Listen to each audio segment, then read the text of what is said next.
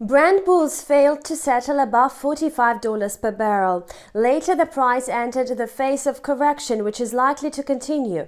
Meanwhile, the ruble tries to hold firmly near the previous levels despite a slight fall in oil prices. It's currently heading for the level of 76 against the US dollar. The euphoria caused by the news about COVID-19 vaccine is over. At the moment, markets are reassessing the meaning of this factor for the oil prices. As expected, worries over the sluggish fuel demand have again come to the forefront.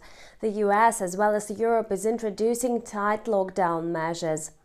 The revised outlook for global oil demand from OPEC for the year-end puts additional pressure on oil prices. The organization has cut its forecast for oil demand growth by 300,000 barrels per day. Given some strong negative factors, the bears may push Brent back to the area of $40 per barrel. However, some experts predict a short-term rise in oil prices or at least a consolidation near the current levels. The vaccine may help restore the demand only when its widespread use begins. At the same time, the anticipation of this process may keep crude prices from falling.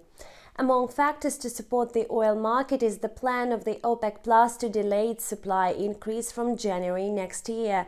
The alliance is expected to make a final decision during its November meeting. Today, oil is trading sideways. Brent futures for January moved below $44 per barrel. WTI futures contract was trading just above $41 per barrel. On Thursday, investors are waiting for the crude inventories data from the U.S. Energy Information Administration. Analysts expect the report to show a drop by 3 million barrels for the previous week. If the forecast is not confirmed and oil stockpiles increase, oil prices will come under more pressure.